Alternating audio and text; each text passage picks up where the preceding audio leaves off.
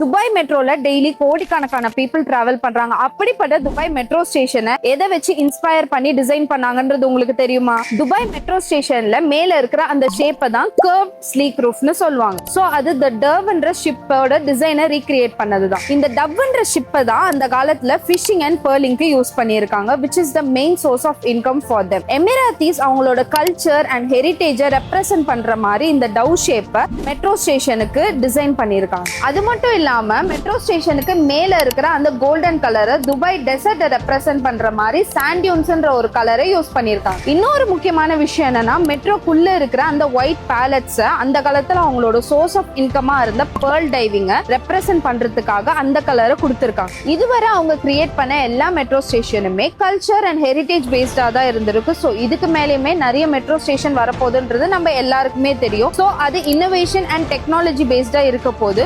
நீங்க சொல்லுங்க, இன்கேஸ் நீங்க மெட்ரோ ஸ்டேஷன் டிசைன் பண்ணா எதை இன்ஸ்பயர் பண்ணி டிசைன் பண்ணுவீங்கன்னு.